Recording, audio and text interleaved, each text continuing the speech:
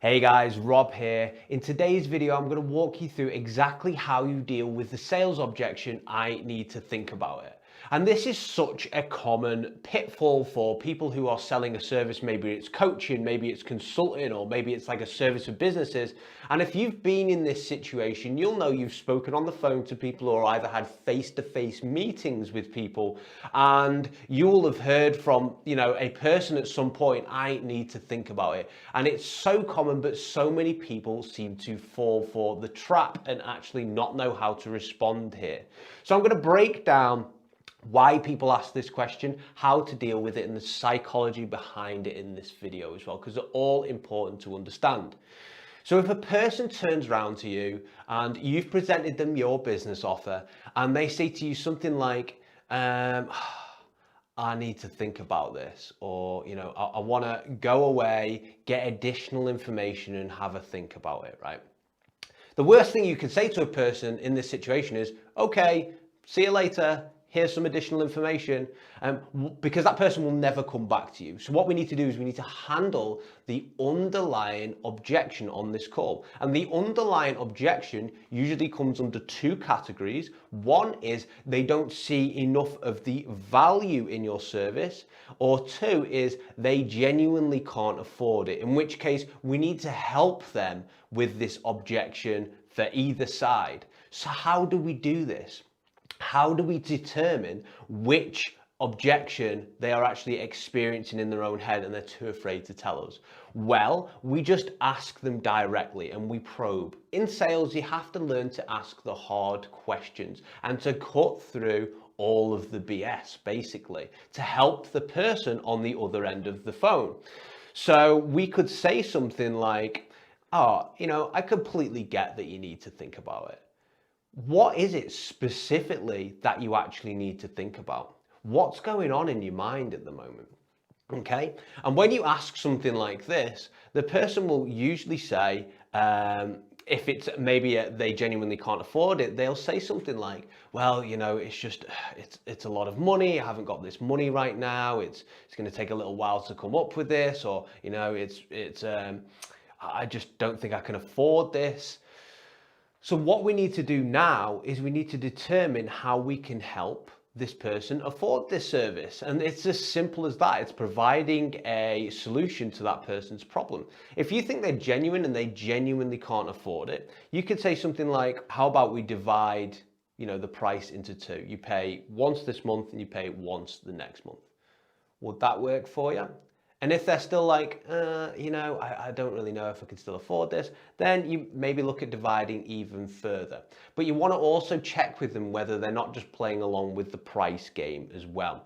So you could say, how would it help if I actually divide this into 3 payments? So one this month, one next month, or, whatever works for your service. See if you can make sure like you cut the lump sum of the payment into different amounts that are more affordable for the person. So that's one way of dealing with it, right? If they have maybe a genuine money issue and they just don't have access to the funds right now, and you're helping them as well. You're not taking like a lump sum from them. You're helping them break down the payments into more manageable sizes. It's a bit more tricky if the person says that like it's a value problem, because they'll never directly say to you that it's actually a value problem. They don't see the value in your service. So if they say, I need to think about it, and you say, I completely get that. What specifically do you need to think about?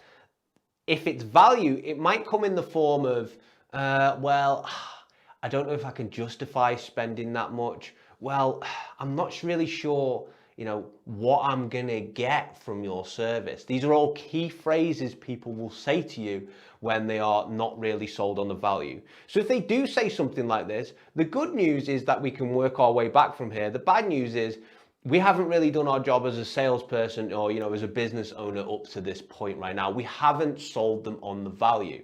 Now, there's a few ways of selling a person on the value. You can revisit what they've said in the conversation to you up to this point. Revisit their problems, reiterate their problems to them, and reiterate exactly what you're going to do to help them overcome those problems, what exact solutions you are going to offer to help overcome those problems. So that's a way of selling, on the value of it. If they maybe say something like which indicates that they don't understand entirely what you're offering them, this can happen sometimes. And so you need to explore that and say, oh, what do you mean by this? So what's your understanding of what I've told you so far? Okay, let's rehash what I've told you and then maybe present your offer to them again whilst reiterating that you are providing solutions to their problems.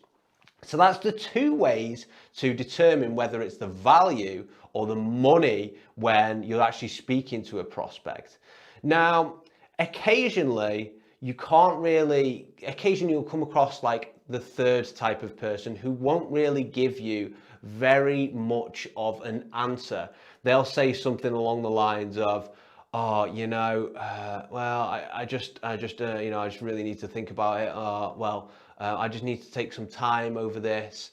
And it's not entirely clear whether they can't afford it or whether they're not sold on the value of the service. So what we need to do in this is we need to use a close that actually Grant Cardone made famous is we say something along the lines of, okay, so on a scale of 0 to 10, 0 being like you would never take this service even if it was free, to 10 being you want to sign up right now, where are you on this scale?